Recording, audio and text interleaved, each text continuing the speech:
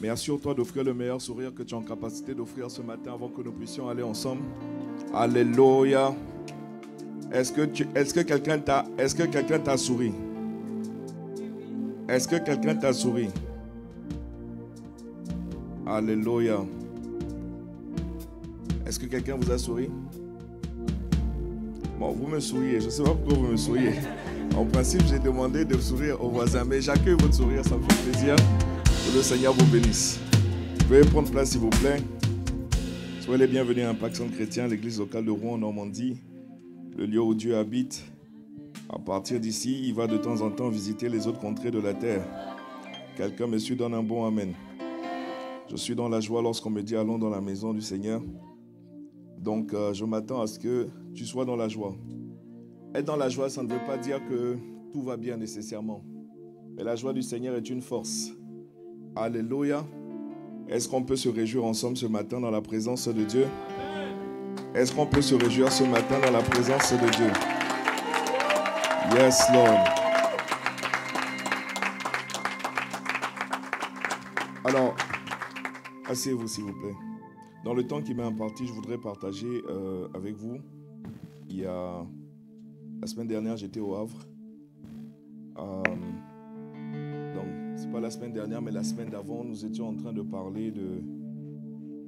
Quelqu'un dirait, c'est la science, la brebiologie. L'art d'être une brebis. Alléluia. Ok, notre thématique, c'est suivre pour devenir.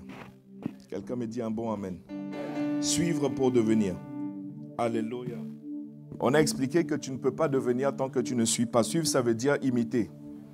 Suivre nécessite que tu aies un modèle.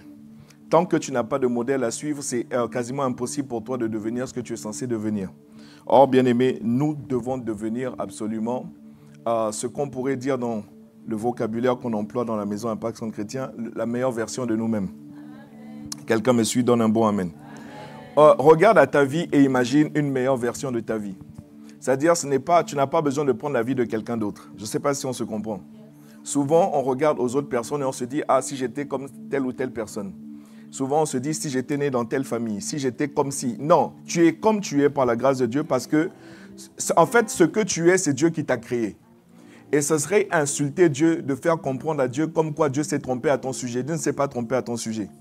La vérité, c'est quoi? Dieu avait un plan lorsqu'il t'a créé. Tu n'es pas un hasard. J'aimerais que tu dises à un voisin, tu n'es pas un hasard. Tu n'es pas venu de manière hasardeuse sur la terre. C'est ça que je voulais dire. Quelle que soit l'origine, c'est-à-dire quel que soit l'endroit de la terre où tu as été manifesté, quels que soient les parents que tu as eus, quel que soit ton parcours jusqu'à présent, tu n'es pas du tout un hasard. Il y a plusieurs éléments, même biologiques, physiologiques, qui, en fait, prouvent que tu es un être unique. Si tu me suis, donne un bon amen. Il n'y a personne sur la terre comme toi. Donc, bon, venez au deuxième service. Hein? Non, pour la première fois, notre culte, c'est-à-dire on vient de faire le culte le plus court de toute l'histoire, hein, de toutes les églises. C'est-à-dire que le culte est terminé. Vous pouvez rentrer à la maison et puis on va se voir. On va se voir un truc à une autre occasion. Quand vous serez réveillés, on va se voir. Alléluia. Vous savez, j'ai fini, hein? Non, vous savez, non.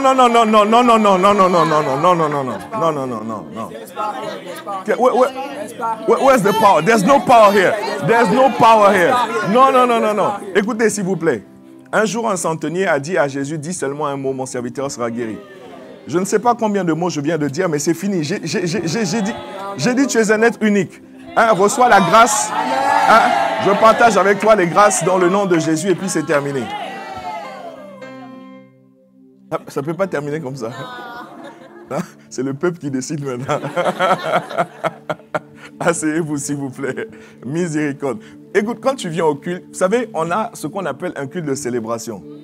Alléluia. Un culte de célébration, on vient pour célébrer. Donc, si la semaine a été compliquée, si tu n'as pas eu trop de sujets, vraiment de joie, etc., viens au moins le dimanche te réjouir. Je ne sais pas si on se comprend. Viens, je sais que tu as besoin que Dieu te touche. Je sais que tu as besoin voilà, que Dieu te restaure, tout ça, je sais. Mais tu sais, il y a un protocole. Directement, il y a un protocole avec Dieu. Le protocole avec Dieu s'appelle l'action de grâce. Est-ce que quelqu'un me suit? Le protocole qui active, c'est-à-dire à un niveau qu'on ne peut pas imaginer, la puissance et la main tendue de Dieu s'appelle vraiment la louange. On ne peut pas venir dans la présence de Dieu de manière nonchalante. Je ne sais pas si on se comprend. Même les présidents de la terre ou bien les dirigeants de la terre, quand tu viens dans leur présence, tu montres que tu es content d'être là en fait. Je ne sais pas si on se comprend. C'est-à-dire, si jamais un président voit que tu as la mine serrée, alors que tu viens dans sa présence, tu risques de passer un sale quart d'heure. Ou tu risques d'être viré, tout simplement. Je ne sais pas si on se comprend. Quand tu viens dans la présence d'une autorité, il faut toujours montrer que tu es enthousiaste. Tu montres toujours que tu es content, même si tu n'es pas content en réalité. Moi, j'ai vu des gens danser parce que... je me souviens quand on était petit, mais enfin, bon, bref, ne me laissez pas partir. On va essayer de rester. On va essayer de rester. C'est-à-dire que même, regardez dans ce qui se passe dans les maisons. Les mamans ici, vous allez m'aider, s'il vous plaît. Les mamans, vous allez m'aider. Même dans une maison, c'est-à-dire dans les familles classiques, quand les choses se passent bien, ça c'est quand les choses se passent bien, d'accord? Dans une maison, classiquement, quand papa arrive, maman est en train de dire aux enfants, papa arrive, allez accueillir papa, oui ou non? En d'autres termes, montrez que vous êtes content que papa arrive, oui ou non? Non, pourquoi toi, tu viens dans la maison du roi des rois? Pourquoi toi, tu viens dans la maison le Seigneur des Seigneurs, c'est-à-dire l'autorité qui est au-dessus de toute autorité, et tu viens, tu ne veux pas célébrer? Mais moi, je ne te comprends pas.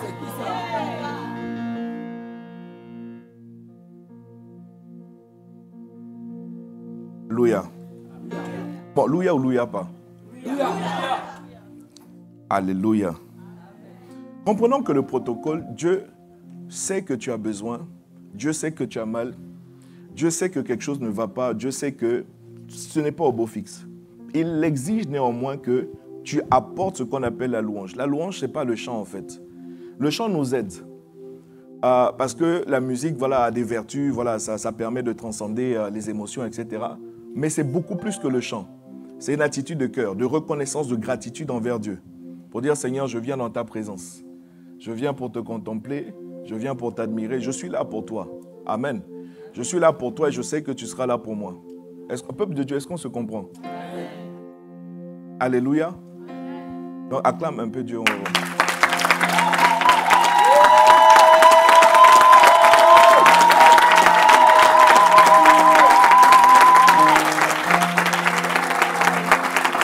Gloire à Dieu. La Bible parle d'un roi. Un roi comme un roi d'Israël qu'on appelle David, vous connaissez. La Bible dit comme Israël n'a jamais connu un autre roi comme David. David marche avec Dieu et David comprend une clé avec Dieu qu'on appelle la clé de David en l'occurrence. C'est la clé de la célébration, de l'adoration et de la louange. Et dans sa posture de roi, la Bible dit qu'un jour, il accueillait l'arche de l'Éternel, ce qui symbolisait la présence de Dieu. Je vous fais l'histoire courte parce que l'arche avait été volée, l'arche avait été perdue.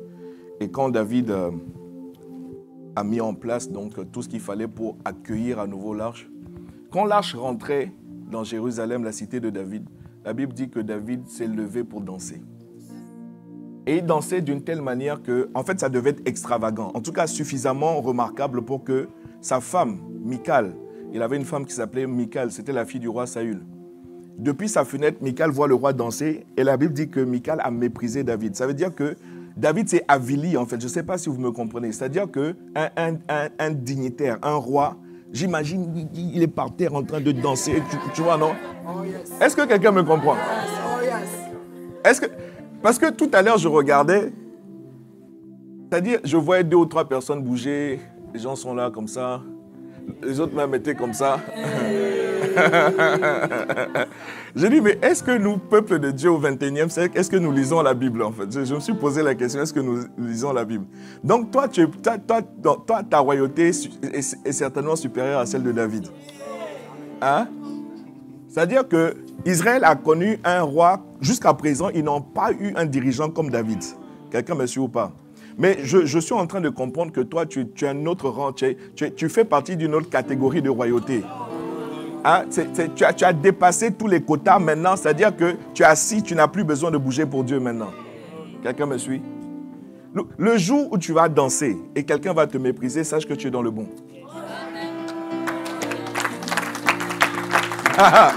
Le jour où tu ne vas rien faire et les gens vont te respecter, sache que tu es dans l'erreur.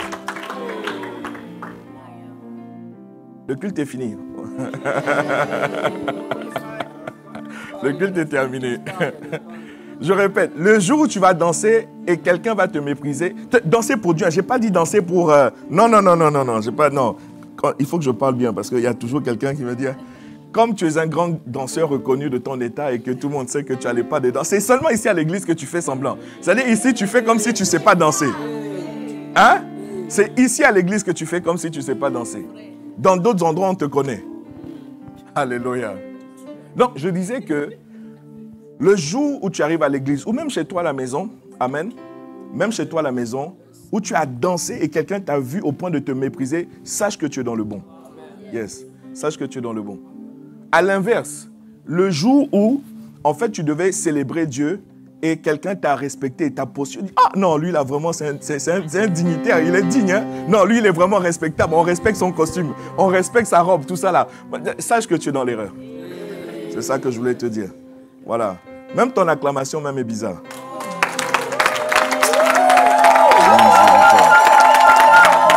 Alléluia. Comment on peut te dire que tu es quelqu'un d'unique? Comment on peut te dire que Dieu t'a taillé sur mesure? Asseyons-nous s'il vous plaît. Asseyons-nous s'il vous plaît. Moi qui te parle, j'étais certainement le président du club de ceux qui se respectaient dans l'église. J'estimais que, même lever la main, j'estimais que c'était trop. Ouais. Une époque. Dis à quelqu'un, on vient tous de quelque part, il ne faut pas croire. Et les choses que nous comprenons aujourd'hui par la grâce de Dieu n'ont rien à voir avec la fonction ou le titre que nous avons. Je lève chez moi à la maison, je lève mes mains. Quand je suis dans la présence de Dieu, s'il faut lever les mains, je lève mes mains. S'il faut me mettre à genoux, je me mets à genoux. S'il faut me prosterner, je me prosterne. Tu vois, en fait, je ne peux pas faire ici ce que je ne fais pas dans le lieu secret. Si je fais ça, je suis un faux. Quelqu'un me suit? Est-ce que quelqu'un me suit? Donc, je nous encourage vraiment, nous tous, peuple de Dieu. Vous savez que Jésus revient chercher une épouse. Et là où Michal a méprisé son époux David, la Bible dit que Dieu l'a frappé, elle est devenue stérile. Donc, quand le roi vient chercher son épouse et que son épouse n'est pas enthousiaste dans sa présence, sache qu'il y a des conséquences. Ça va? Est-ce qu'on peut... À cause de vous, il fallait que je fasse une petite digression avant de rentrer dans mon message ce matin. Hein? On a besoin d'entendre. Il ne faut pas laisser la vie nous chicoter au point où quand nous venons, c'est-à-dire... Non, seriously, faut pas... Ok, d'aucuns disent que la vie est dure, n'est-ce pas? Les temps sont durs, c'est ce qu'on a l'habitude de dire. On entend, actuellement ça barde, là, dans la politique ça barde. Hein? On vient de changer encore de Premier ministre, tout ça là. Ça ne va pas, ça ne va pas. L'économie, ça ne va pas. On entend des trucs, les autres qui vont envoyer des drones sur les territoires. Enfin, ça ne va pas. Donc les gens disent que la vie est dure. Mais dans tout cela, nous croyons que la vie est mignonne quand même. Alléluia. L'économie, ça ne va pas. En fait, si on regarde autour de nous, tout ne va pas. En fait, le seul endroit où on peut trouver du repos, le seul endroit où, en fait, on peut avoir de la joie. Laisse-moi bien parler parce que j'ai failli dire c'est à l'église. C'est vrai, c'est à l'église. Pourquoi? Parce qu'à l'église, normalement, on trouve la présence de Dieu. Mais je voulais aussi te dire que chez toi, à la maison, tu peux trouver la même présence de Dieu. Comment tu vas le faire? C'est en activant le protocole de la louange, en fait. Apprends à célébrer Dieu. Apprends à te réjouir, c'est-à-dire, Seigneur, je suis là pour toi. Qu'il y ait de la musique ou qu'il n'y ait pas de musique, Seigneur, je suis là pour toi. Je suis venu te rencontrer et je sais que tu es, en fait, la Bible dit, tu sièges au milieu de la louange. Alléluia. Donc, je vais créer une atmosphère de louange moi-même. Je vais commencer à taper des mains moi-même. Je vais commencer à danser moi-même. Je vais commencer... Je ne sais pas si on se comprend. C'est comme un abri secret. L'Éternel est mon refuge. Il est mon abri. Il est ma forteresse. Tout ça, c'est écrit dans la Bible. Tout ça, c'est écrit dans la Bible. Alléluia. Alléluia. Bon, louia ou louia pas? Psaume 23. Psaume 23. 6 versets qu'il est bon pour nous vraiment de connaître par cœur. Il est écrit, l'Éternel est mon berger, je ne manquerai de rien. Il me fait reposer dans de verts pâturages. Il me dirige près des eaux paisibles. C'est ça ou pas? Ensuite, qu'est-ce qu'il dit? Il restaure mon âme. Ensuite, qu'est-ce qu'il dit? Non, vous pouvez lire, hein. Je sais que vous pouvez juste lire. Quand vous parlez doucement, ça veut dire que vous ne maîtrisez pas, c'est pas. Mais lisez seulement et puis on va avancer. Parce que vous m'avez pris beaucoup de minutes là, donc lisez seulement et puis on va avancer. N'est-ce pas? Ok, on est où? À cause de son nom. C'est important, à cause de son nom. Suivant, le verset suivant dit quoi? Quand je marche... Non, s'il vous plaît, lisez. Lisez. Non, par contre, lisons de manière... miséricorde. Quand je marche dans la vallée de l'ombre et de la mort...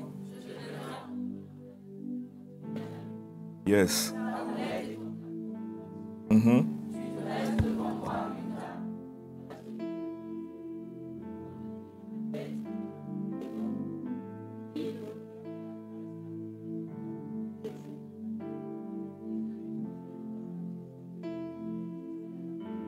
Waouh, est-ce que tu peux acclamer le Seigneur?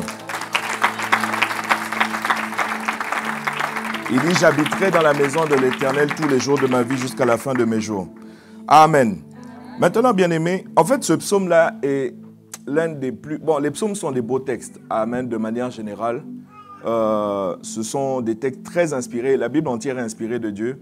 Amen. Mais les psaumes particulièrement, en fait, ce sont des poèmes accompagnés en principe. C'est-à-dire, c'est pas des récitations. En fait, ce sont des textes, accompagnés de musique. Voilà, non? Certains psaumes, quand ça commence au son de la lutte. Voilà, non?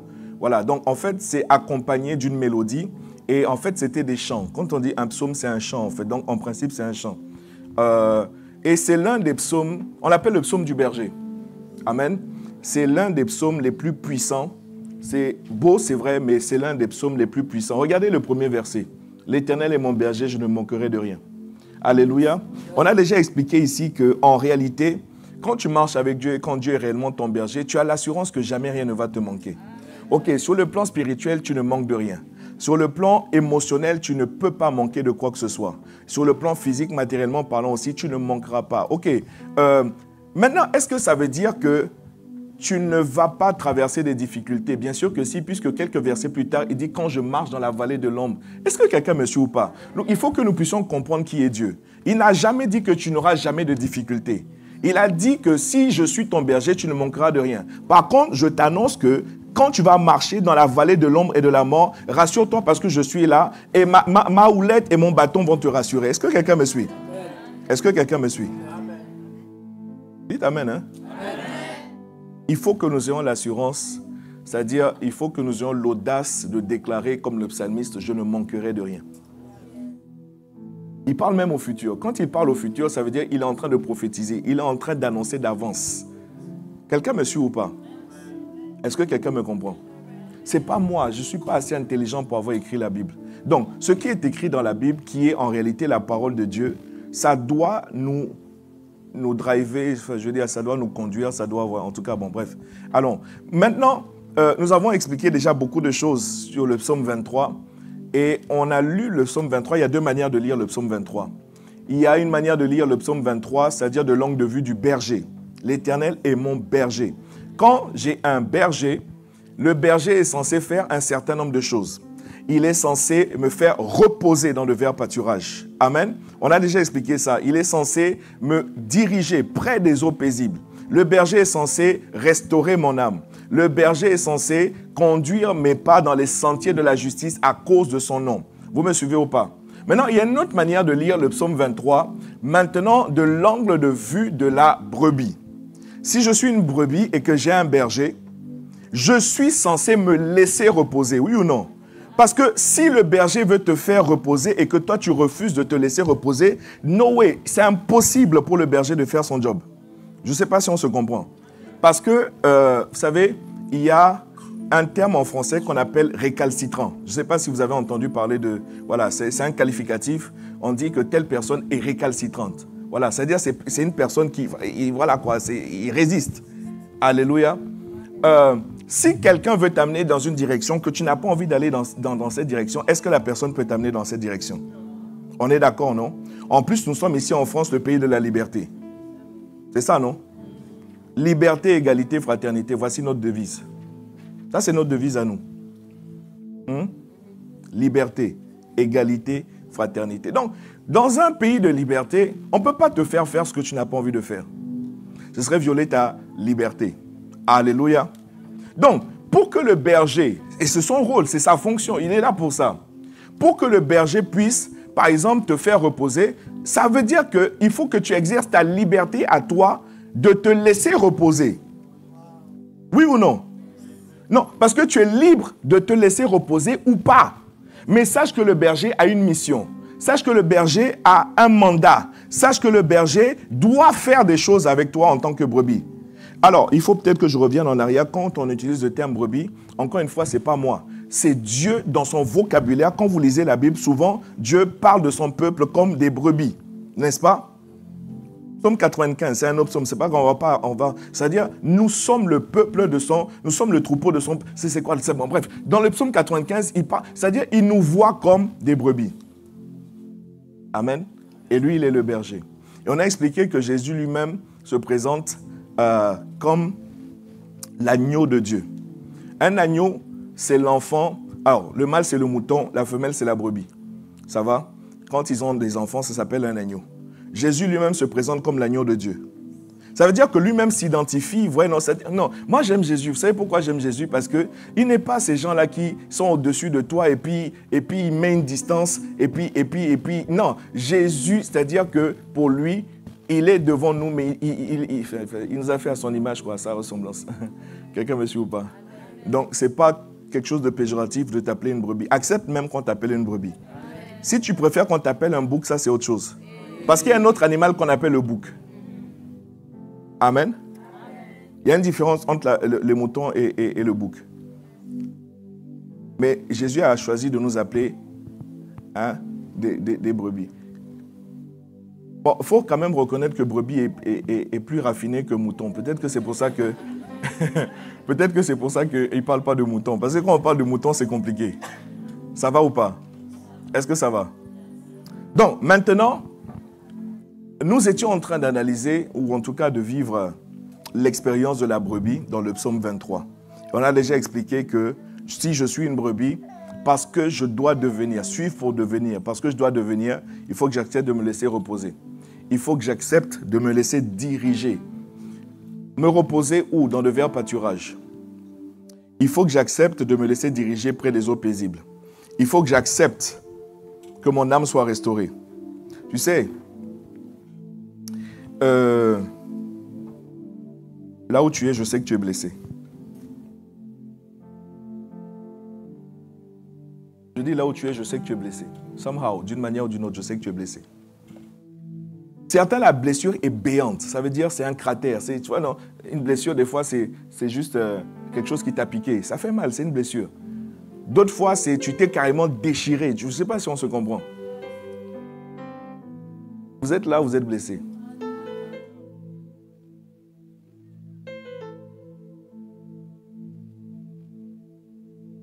On va dire le contraire. Tu es blessé. J'ai découvert, vous savez, que une des raisons pour lesquelles les gens, là je vais parler des êtres humains, une des raisons pour lesquelles les gens refusent qu'on les soigne, c'est parce que le soin est plus douloureux que la blessure elle-même.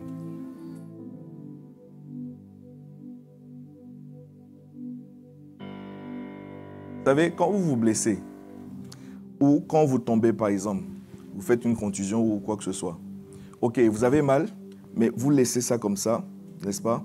Tant qu'on ne touche pas, c'est-à-dire la douleur à un certain niveau que vous arrivez plus ou moins à supporter.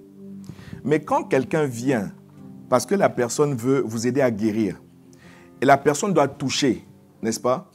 Dès que la personne touche, la douleur augmente, c'est-à-dire l'intensité de la douleur augmente. C'est pour ça que le soin est plus douloureux que la blessure elle-même. Raison pour laquelle la plupart des gens, lorsqu'ils sont blessés, ne veulent pas se présenter pour qu'on les soigne. Quelqu'un me suit? Et j'ai fini par comprendre que c'est ça qui explique beaucoup de choses, en l'occurrence dans l'église.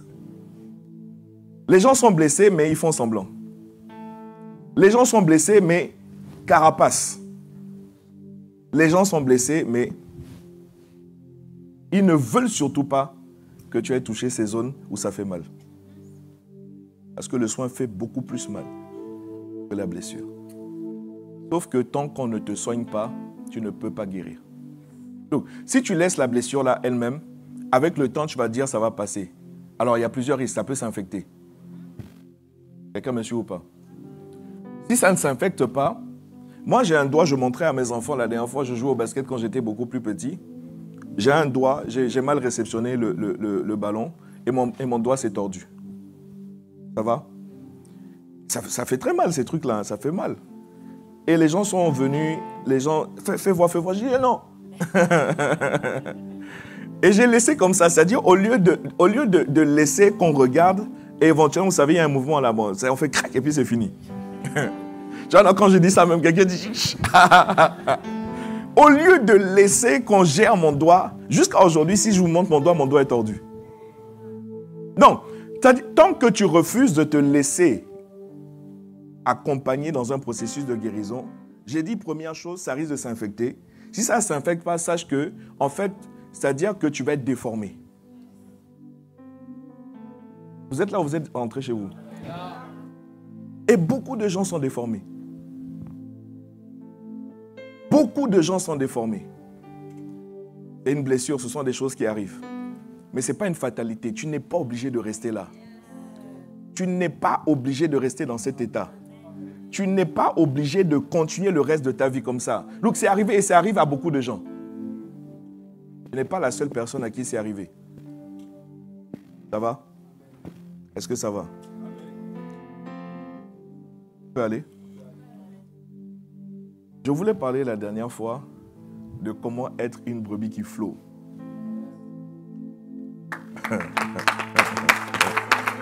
Alléluia, alléluia. Bon, jusqu'à présent, je n'ai pas trouvé... Flow, c'est en anglais. Jusqu'à présent, je n'ai pas trouvé la bonne traduction. Flow, to flow, tu vois, non? La traduction littérale de to flow, c'est couler. Sauf que notre français, là, vraiment, si je dis être une brebis qui coule, tu vois, non, ça ne le fait pas, quoi. Ah, tu dis, pasteur, comment tu veux que je coule? Mais on parle de couler, c'est-à-dire comme l'eau qui coule. Ouais, non? Vous me suivez ou pas? Ah, oui, c'est suivre, sauf que c'est pas vraiment ça. C'est pas vraiment ça. C'est pas vraiment ça. C'est comme l'eau qui coule. Ouais, non? Un ruisseau, ou bien vous avez une casse. Ça coule, quoi. Porté par les flots. Ah, glisser. Glisser, ça a l'air intéressant. Mais glisser, tu risques de tomber. C'est pas bon. C'est coulé. C'est coulé. Vraiment, on a du mal en français. Hein? Surfer. Surfer. Bon, on va trouver. Flow. Let us flow. Let us flow. Dis à un voisin, faisons un peu d'anglais. Let us flow. Let us flow. Hein? Ouais, non, c'est comme le chant Out of my belly. Quand tu prends le chant là, tu essaies de le traduire en français. Moi j'ai du mal. Rivers of living waters. C'est quoi là? Du sein de mon être. Tu vois? Coule des rivières de l'eau de la vie. C'est pas pareil. Out of my belly shall flow rivers. C'est pas pareil. Bon, c'est la langue que Dieu nous a donnée. C'est une très belle langue. Alléluia. Donc, on va faire avec. Si quelqu'un me suit, donne un bon amen. Alléluia.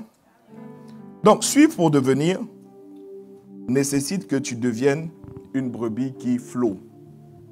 Parce que tant que tu ne flottes pas, tu ne peux pas suivre. J'ai regardé, franchement, on m'a donné des synonymes. Mais nous, francophones, nous n'aimons pas ces synonymes-là. Parce que flowing, c'est-à-dire une brebis qui... Alors, c'est l'inverse de récalcitrant.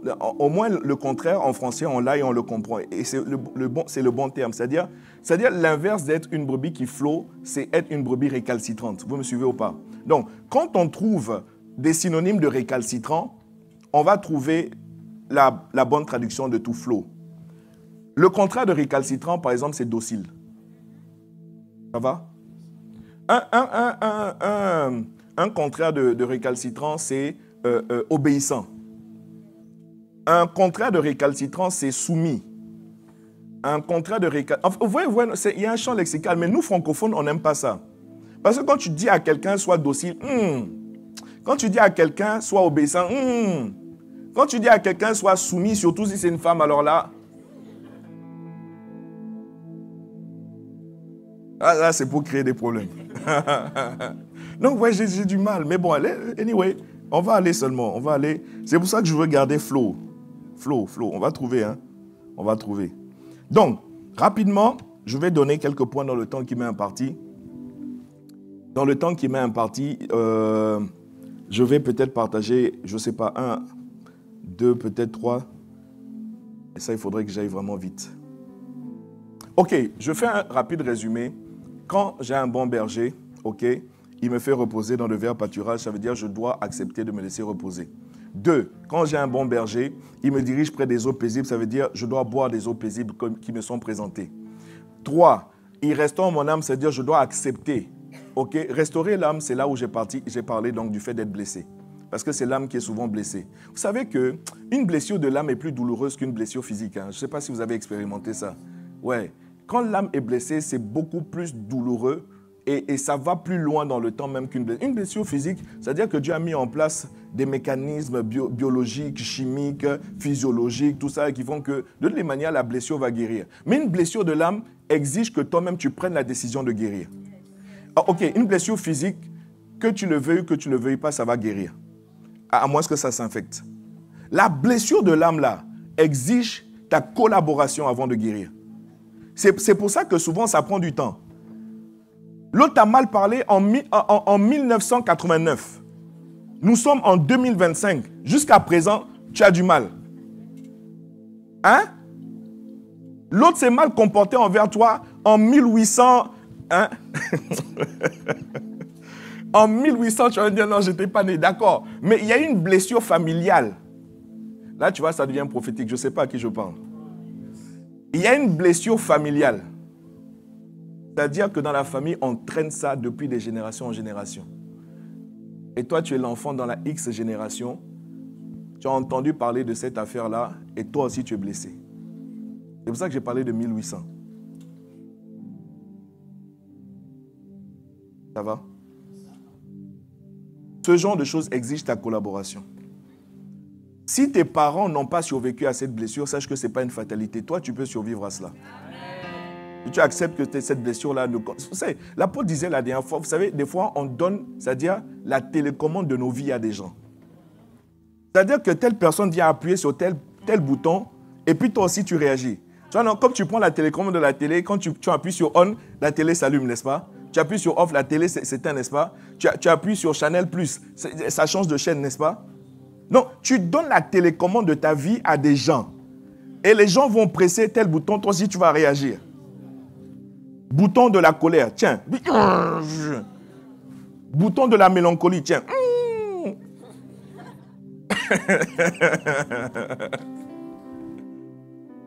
Donc, c'est les gens qui te pilotent. C'est l'attitude, les paroles, les faits et gestes des gens qui te contrôlent. Alléluia.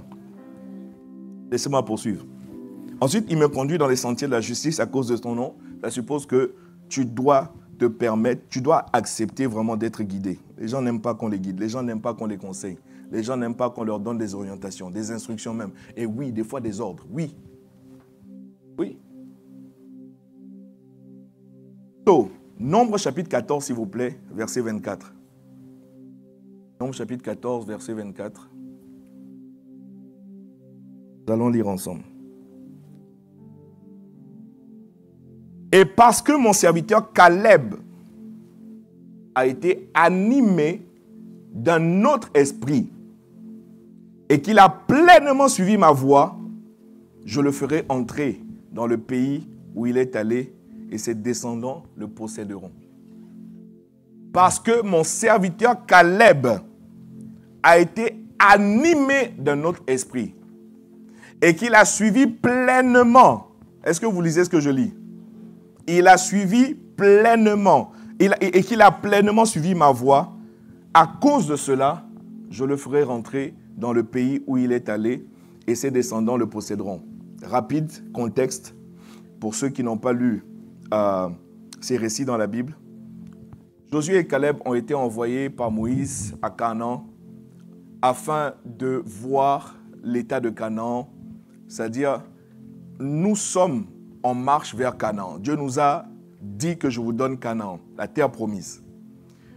Avant de rentrer à Canaan, allez voir ce qui se trouve à Canaan.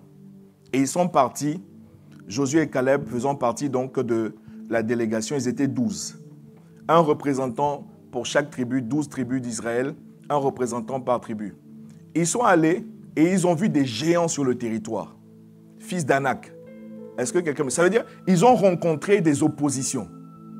Ils ont rencontré des géants, c'est-à-dire des choses impossibles en fait. C'est-à-dire que quand ils voient ces gens-là, ils se disent non, on ne peut pas prendre le pays. Nous étions à nos yeux et à leurs yeux comme des sauterelles. C'est ce qu'ils ont dit. C'est-à-dire on était tout petits devant ces gens-là. Quelqu'un me suit? Et quand ils reviennent, ils viennent rapporter à Moïse ce qu'ils ont vu. Il y a 10 parmi les 12, c'est-à-dire la large majorité qui disent non, Moïse, ce n'est pas la peine, c'est pas la peine. Non, si on va là-bas, c'est pour mourir. On a vu des géants là-bas. Mais Josué et Caleb ont un autre discours. Ils disent, seuls 2 sur 12, vous imaginez la minorité. Ils disent à Moïse, montons et emparons-nous du pays, on peut prendre le pays. C'est vrai, il y a des géants. Mais on va monter, on va couper la tête des géants. Sur le sol là-bas, on a vu des fruits extraordinaires. Ça veut dire quoi pour toi? On a vu un niveau de percée sans précédent. Ça veut dire quoi pour toi? On a vu un niveau d'épanouissement sans précédent. Ça veut dire quoi pour toi? On a vu un niveau de productivité. C'est-à-dire, peux-tu imaginer une grappe de raisin? Quelqu'un me suit ou pas? Lisez, c'est dans les... une grappe de raisin, ils sont obligés de porter la grappe à 2. Vous voyez, non? C'est-à-dire qu'il y a un devant, un derrière, et puis ils mettent ça sur un bâton ou un tronc d'arbre, et ils portent une seule grappe de raisin. Ils portent ça comme ça, pour revenir montrer à Moïse les fruits qu'on a vus dans le territoire. Caleb dit, montons et emparons-nous du pays. Qui est fou? Il y a de bons fruits là-bas. Les géants, on va leur couper la tête. On va leur couper la tête. Quelqu'un me suit? Donc quand tu marches avec Dieu, la Bible dit que nous ne marchons pas par la vue, nous marchons par la foi. Or, la foi vient de ce qu'on entend, ce qu'on entend vient de la parole de Dieu. Josué et Caleb ont entendu ce que Dieu a dit à Moïse. Je vous donne le territoire. Sur cette base-là, quel que soit ce que j'ai vu comme opposition sur le territoire, je sais que je vais prendre le territoire. On ne marche pas par la vue, on marche par la foi. Quelqu'un me suit, dit un bon amen. Asseyez-vous s'il vous plaît. C'est pour ça maintenant que dans ce texte que nous sommes en train de lire, la Bible dit que Caleb a été animé d'un autre esprit. Ce n'est pas un esprit de peur, ce n'est pas un esprit, vous voyez, comme les 10 autres, on a vu des géants. Mon serviteur Caleb a été animé d'un autre esprit et il a pleinement suivi ma voie. À cause de cela, je le ferai entrer dans le pays où il est allé et ses descendants le posséderont. Si tu suis toujours, donne un bon amen. Sur cette base-là, j'ai compris que ce n'est pas tout le monde qui suit pleinement. Ça va? Ce n'est pas tout le monde qui suit pleinement. Mais Caleb avait un certain esprit qui le faisait suivre pleinement. C'est ce qu'il est écrit. Je fais juste que relire avec toi d'une autre manière. Ma prière est que tu aies ce même esprit, c'est-à-dire le même type d'esprit qui fera que Dieu va déclarer certaines choses à ton sujet. Tu sais, Dieu envoie un peuple entier dans une direction, mais il s'avère que sur le chemin, ce n'est pas tout le peuple qui arrive dans les faits. J'ai aimé ce que Dieu a dit à Caleb parce qu'il a dit tes descendants. C'est-à-dire, il n'y a pas que toi. Mon frère, ne sois pas égoïste. Pense un peu à tes enfants. Pense aux enfants de tes enfants. Pense à ceux qui viennent après toi. Alléluia. Je prie que tu sois animé du même esprit qui va te faire suivre pleinement. Parce que c'est cet esprit-là qui te fait rentrer dans la terre promise. La terre promise, Canaan, c'était juste une image. Il y a une terre promise pour toi. S'il te plaît, alors, ça peut être géographique, c'est vrai, mais quand on parle de terre promise, c'est... J'ai dit quoi? Suivre pour devenir. N'est-ce pas? Suivre pour devenir. Il y a une terre qui t'a été promise. C'est-à-dire, il y a un environnement. Il y a un niveau qui t'a été promis. Look, est-ce que tu es satisfait combien sont satisfaits? Levez la main, s'il vous plaît. Combien sont satisfaits de là où vous êtes, de l'état où vous êtes, de ce que vous avez, tout ça là? Levez la main. Est-ce que ma question est suffisamment claire? Je ne sais pas si mon français est bon. Je demandais combien sont satisfaits de là où vous êtes. Il n'y a personne? Vous êtes sérieux? Il n'y a personne Personne. C'est que tu as une terre promise. Amen. Si tu n'es pas satisfait, c'est que tu as une terre promise. Amen. Alléluia. Asseyez-vous, s'il vous plaît. Asseyez-vous. Amen. Tourne-toi vers ton voisin, s'il te plaît. Dis-lui, je veux être comme Caleb. Je veux suivre pleinement.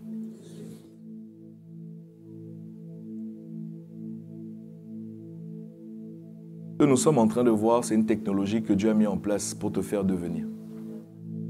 Pour te faire... Si tu ne suis pas, tu ne peux pas devenir. Impossible.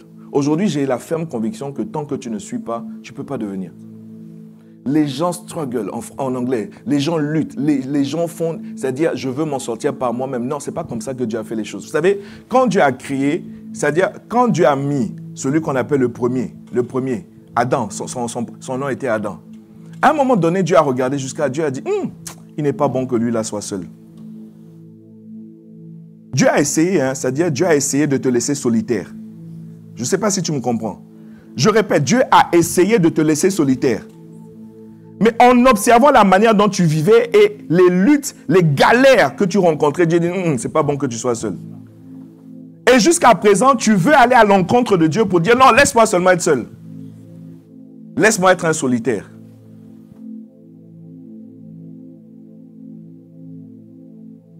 Alléluia. Amen. Beaucoup de gens pensent suivre. Dans les faits, ils ne suivent pas. Parce qu'à la moindre occasion, dès que c'est possible pour eux, ils vont prendre une voie alternative. Plan B. Est-ce qu'on se comprend? Donc, on a dit quoi? Surfer. Hein? Ou s'écouler. Je ne sais pas qu'est-ce que vous voulez dire. Couler comme Caleb. Ça nécessite que tu aies un cœur qui coule. C'est une histoire de cœur, en fait. C'est une histoire de cœur. Je voulais te donner quelques caractéristiques. Je sais que le temps est en train de défiler là-bas. Je sais que je ne vais pas finir, mais je vais quand même te donner... Parce que quand la Bible dit que Caleb a été animé d'un autre esprit, quand il parle d'esprit, ici, il parle de cœur. Vous savez, dans la Bible, des fois, les mots esprit et cœur sont interchangeables. Ici, il est en train de parler du cœur. Le cœur, ça veut dire beaucoup de choses. Quand il dit qu'il a été animé d'un autre esprit, ça veut dire qu'il a une autre pensée, il a une autre manière de voir les choses. Il a une autre disposition de cœur. Vous me suivez? Est-ce que quelqu'un suit? Est-ce que quelqu'un suit?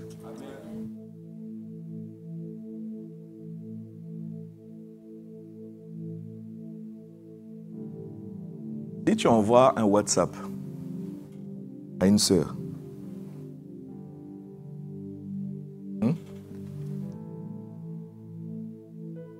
tu envoies un WhatsApp à une sœur, qui t'intéresse?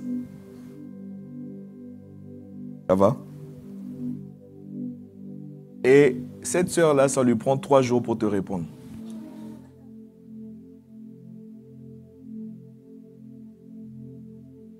Hein? Tu lui envoies un message. Je ne sais pas ce que tu as mis dans le message. Le fait est que ça lui prend 3 jours ou peut-être plus juste pour faire un accusé de réception. Vous me suivez ou pas? Je vais juste donner un exemple pour essayer de nous faire comprendre c'est quoi un cœur qui flotte. Tu as envoyé ton SMS. 3 jours plus tard, tu attends une réponse. Ma question, c'est comment tu interpréteras. Comment tu vas interpréter ça? Hein? Quelle est la conclusion à laquelle tu vas arriver?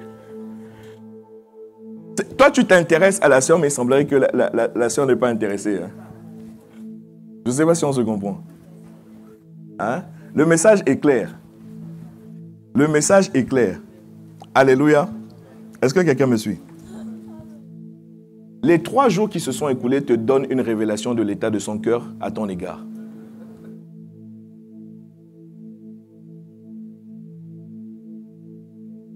Quelqu'un qui me regarde dit...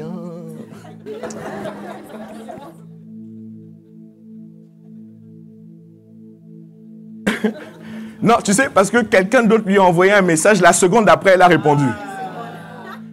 Demande-leur, elles sont là, non? Elles sont là à côté de toi, il faut leur demander, est-ce que je mens? Nous, on connaît. Demande-lui. Il y a quelqu'un d'autre qui lui a envoyé un message, une seconde plus tard, elle a répondu. Toi, ça fait 3 jours que tu attends. Donc, c'est une révélation de l'état de son cœur. Non, en fait, le cœur parle beaucoup. Les réactions des gens sont le reflet, en réalité, de l'état de leur cœur. Quelqu'un me suit ou pas? Il y a des gens qui vont prendre du temps à réagir vis-à-vis de vous. Comprenez juste que leur cœur n'est pas tout à fait disposé, favorable à votre sujet, à votre égard.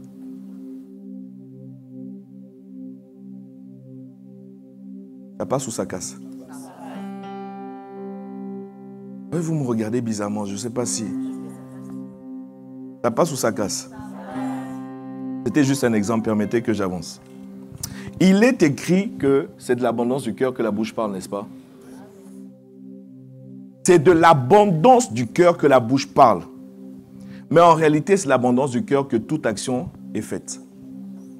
C'est-à-dire que si le cœur est très peu rempli, la réaction sera très petite.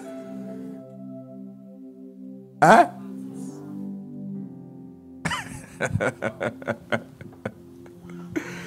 Oh mon Dieu. Matthieu 12, verset 34, pour ceux qui prennent des notes. C'est de l'abondance du cœur que la bouche qui parle. C'est de l'abondance du cœur que la main écrit une réponse. Tout ce qu'on fait est l'expression des motivations, de l'élan, de l'état de notre cœur. Si la réponse tarde, c'est que le cœur tarde.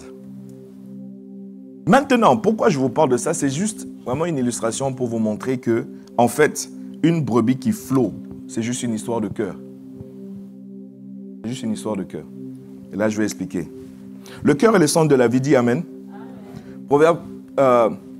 Proverbe 4, verset 23. Dieu nous dit, garde ton cœur plus que toute autre chose, car de lui viennent quoi? Les sources de la vie. Les sources de ta vie sont dans ton cœur. Ça veut dire que tout ce que tu as, tout ce que tu fais, en fait, toute ta vie est dans ton cœur. C'est dans ton cœur qu'on va trouver tes pensées les plus secrètes. C'est dans ton cœur qu'on va trouver les vraies motivations.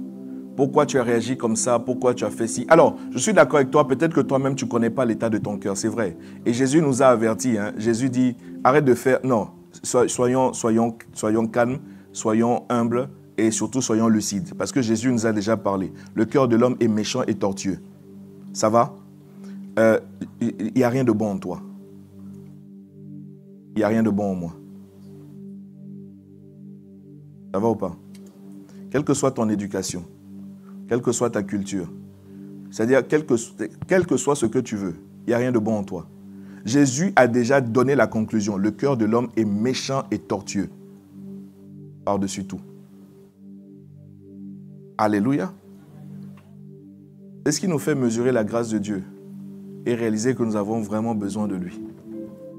Vraiment besoin de lui. Proverbe 4, verset 23. Garde ton cœur plus que toute autre chose, car de lui viennent les sources de la vie. Mais si les sources sont polluées, ce qui va sortir de ces sources-là seront pollués. Quelqu'un me suit ou pas? Est-ce que quelqu'un me suit? Maintenant, ce texte-là, Proverbe 4, verset 23, je viens de lire dans la version Lue Second Classique. Permettez que je lise dans la version Semeur. Par-dessus tout, veille soigneusement sur ton cœur. Veille soigneusement sur ton cœur, avec soin, car il est la source de tout ce que tu fais, il est la source, de tout ce qui fait ta vie. Version Semeur. Le cœur est la source de tout ce qui fait ta vie. En d'autres termes, là où tu te trouves actuellement, la condition dans laquelle tu te trouves actuellement, l'état dans lequel tu es actuellement, en fait, c'est l'émanation de ton cœur. Et tu ne pourras jamais blâmer quelqu'un. C'est ton cœur.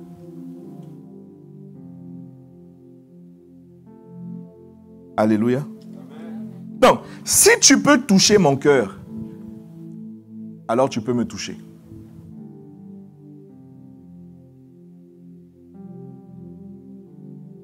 Est-ce que ça ne vous arrive pas des fois d'avoir l'impression de ne pas arriver à toucher quelqu'un?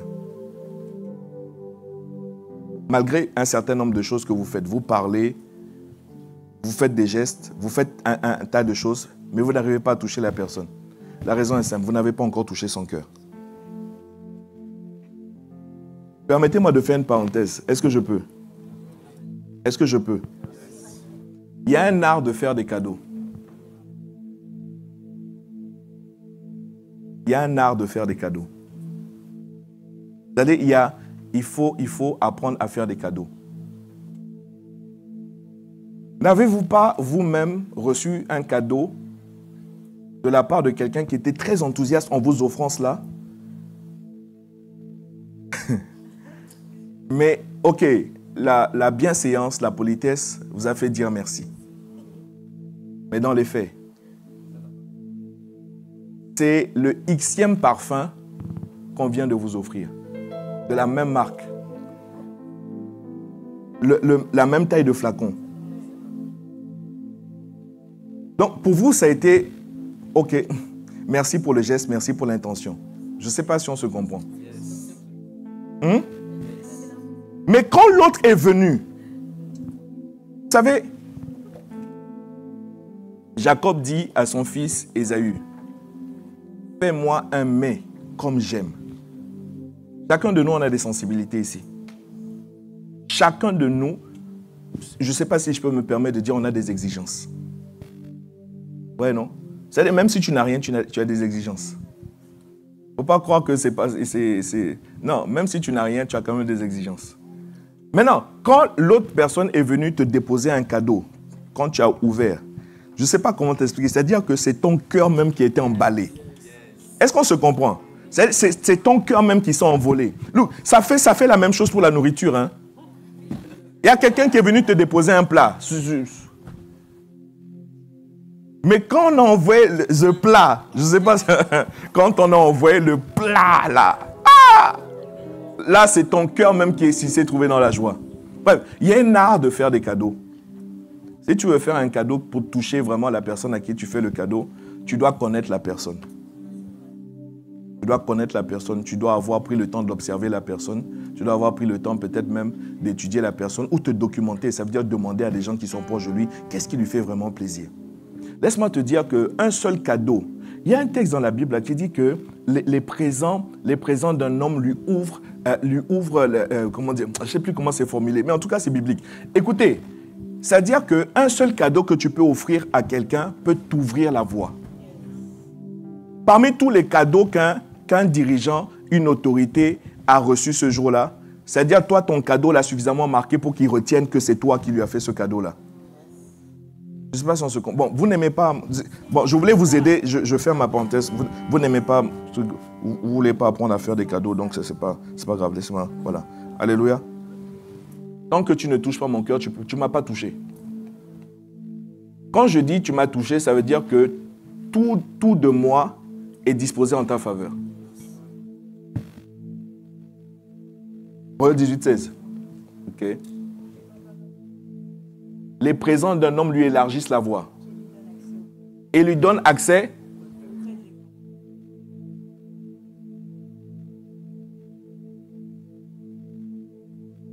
Il y a des cadeaux qui peuvent t'élargir la voie et te donner accès auprès des grands.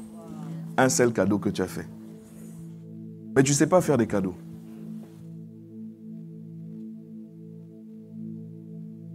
Je vais faire un cadeau. Tu rentres dans le prochain magasin que tu trouves, tu prends le premier truc, tu dis, bon, c'est un homme, je vais prendre une cravate, ça va lui aller, ça, c'est bon. C'est une femme, je vais lui prendre un bouquet de fleurs, ça va.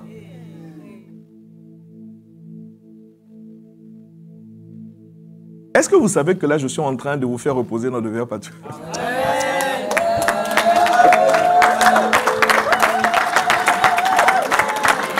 Non, Luc, regarde ton voisin qui n'a pas l'air intéressé. Regarde ton voisin, un truc. C'est pas grave. Hein? Je viens de vous aider comme ça. Pouvez-vous... La Bible dit ça vous élargit la voie et vous donne accès à des grands. Donc la prochaine fois que tu vas faire un cadeau à un grand, faut savoir le truc. Il faut toucher son cœur. Il ne touche pas son cœur. Alléluia. Prenons place s'il vous plaît. Prenons place. Ok, donc, en d'autres termes, si Dieu lui-même arrive... Vous savez que, frère, ce que je dis là, c'est deep. C'est-à-dire que Dieu lui-même n'arrive pas à toucher le cœur de certaines personnes. C'est-à-dire le cœur est fermé, serré comme ça, pas d'accès. C'est-à-dire que tu n'ouvres pas ton cœur à Dieu. Qu'est-ce que Jésus dit? Voici, je me tiens à la porte et je frappe. Il dit, si tu ouvres, je vais rentrer. Sous-entendu, si tu n'ouvres pas, je ne peux pas rentrer. Eh, s'il vous plaît, c'est Jésus qui parle. Jésus dit que si vous n'ouvrez pas, je ne peux pas, moi Jésus, le Tout-Puissant, le Seigneur des Seigneurs, le Roi des Rois, je ne peux pas rentrer. Il faut ouvrir. Si vous n'ouvrez pas, je ne peux pas. Il y a des gens, Dieu lui-même a du mal à toucher leur cœur. Alléluia. Rien ne fonctionne jusqu'à ce qu'on touche ton cœur. Vous avez beau être marié. Dans le parcours, vous savez, le mariage, c'est quelque chose de formidable. Le mariage vous donne, laissez-moi dire ça comme ça, du jus au départ. Mais vous n'avez pas compris que ce jus-là devait s'alimenter, s'entretenir. Ça va? Et la Bible dit, le vin ayant manqué dans les noces de Cana. C'est-à-dire que cette féerie du départ-là, ouais non? Cette joie du départ, si vous ne faites pas attention, ça peut voler. Ça peut voler en éclats. Comment faire alors pour qu'on ait toujours de quoi s'entretenir? Monsieur, il faut apprendre à toucher le cœur de ta femme régulièrement. Madame, il faut apprendre à toucher le cœur de monsieur régulièrement. Si vous ne le faites pas, vous êtes en phase descendante. Alléluia. Bon, il faut que je poursuis. Le cœur d'un homme, quand je dis un homme, un être humain, ça je ne parle plus du mariage là. Dans le spirituel, le cœur d'un homme fonctionne, ok, comme un cœur biologique. C'est une pompe. Le cœur est là pour distribuer. Mais je veux surtout nous faire comprendre que est-ce que vous savez que ce n'est pas le cœur qui purifie le sang? Le cœur, je ne sais pas, je parle sous le contrôle des médecins ou bien des gens dans le corps médical ici. Ce n'est pas le cœur qui purifie. Le cœur a pour fonction de distribuer le sang dans tout l'organisme. Les organes qui purifient le sang, vous avez le foie. Le foie en fait partie. Voilà pourquoi quand vous avez un problème avec votre foie, vous êtes en danger. Non, maintenant ce que je veux dire c'est quoi? Le cœur sert à distribuer. Par conséquent, ce que le cœur reçoit, c'est ce qu'il va distribuer. En d'autres termes, si le cœur reçoit du sang, pour ainsi dire pollué, sachez que lui, c'est dangereux. C'est pour ça que certaines infections, quand vous allez à l'hôpital, c'est-à-dire qu'ils vont regarder rapidement pour que ça n'atteigne pas le cœur. Parce qu'une infection qui atteint le cœur se retrouve dispersée dans tout votre corps. Vous me suivez ou pas? Qu'est-ce que j'essaie de vous expliquer? C'est-à-dire que ce qui rentre dans le cœur, c'est ce que vous allez redistribuer. C'est une des raisons pour lesquelles Dieu dit « garde ton cœur ». Le cœur spirituel fonctionne comme le cœur biologique. Ce qui rentre, c'est ce qui va sortir.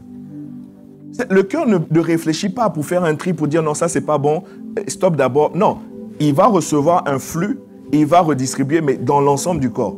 Ça va ou pas? Donc, si on comprend ce que nous sommes en train de dire, c'est très, très, très dangereux de ne pas veiller sur son cœur. J'explique. Si la méchanceté atteint ton cœur, tu vas devenir méchant. Ça va? Tu vas ressortir la méchanceté. Tu as laissé quelqu'un t'insulter, c'est rentré dans ton cœur. tu vas voir que ton langage à toi aussi va devenir un langage vulgaire. Tu vas commencer à insulter les gens.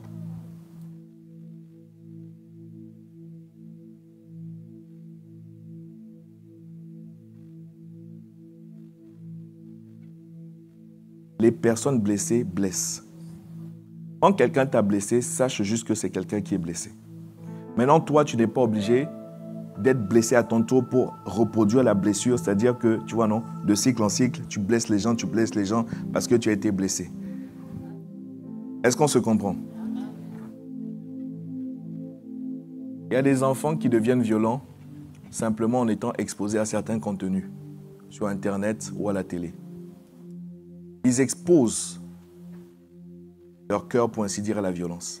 Ils deviennent violents. Bref, ce qui rentre dans ton cœur, c'est ce qui va être redistribué. C'est ça mon point. Vous allez comprendre pourquoi est-ce que je prends du temps vraiment pour vous parler de ces choses-là. Parce que, en fait, l'état récalcitrant d'une brebis, pour ne pas dire ton état récalcitrant à toi, c'est parce que tu as laissé rentrer certaines choses dans ton cœur. Et maintenant, on a du mal à te faire reposer. On a du mal à te diriger. On a du mal à restaurer ton âme. On a du mal à te conduire dans les sentiers de la justice. Vous me suivez ou pas?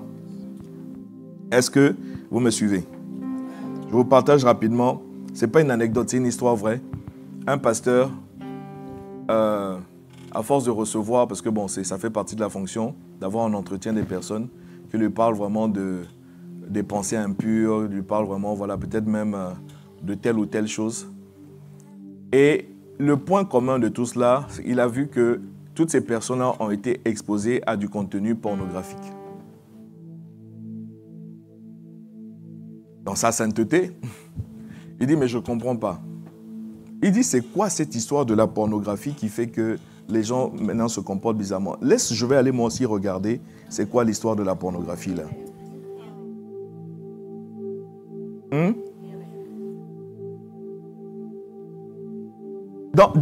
Au départ, c'est-à-dire dans une optique pédagogique.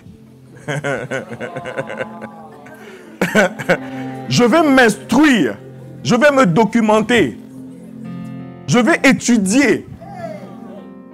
C'est quoi cette histoire de la pornographie? Et voici le pasteur maintenant avec des vidéos porno, avec des livres porno, tout un tas de matériel pornographique. Je vais étudier, c'est pédagogique. Mais c'est quoi votre problème? C'est pédagogique là.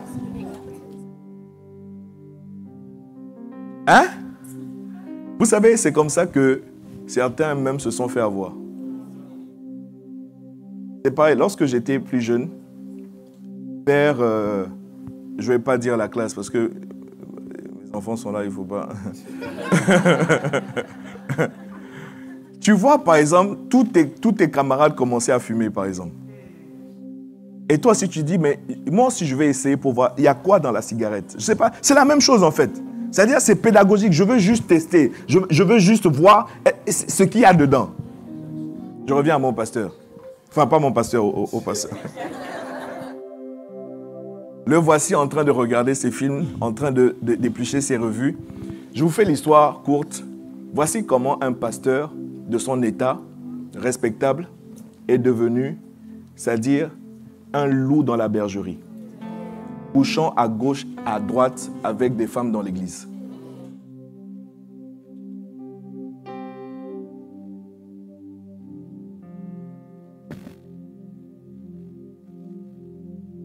Vous dites, n'est-ce pas? Qu'en est-il de vous? Si ce n'est pas la pornographie, c'est autre chose. Ce à quoi tu exposes ton cœur, c'est ce qui va ressortir. Ce à quoi tu exposes ton cœur, c'est ce qui va ressortir. Si ce n'est pas la pornographie, ce n'est pas grave. Mais tu as exposé ton cœur à quelque chose et en fait, c'est ce qu'on est en train de voir maintenant. Ça va? Est-ce que ça va?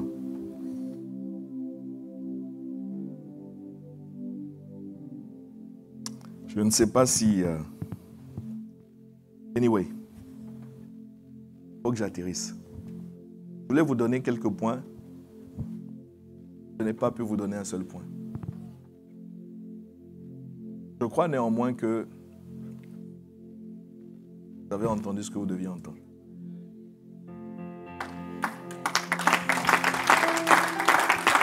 Alléluia. Donc, la manière dont tu acclames montre que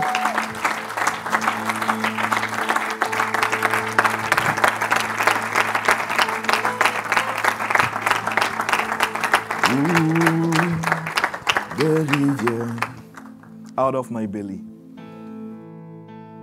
Yes, Lord.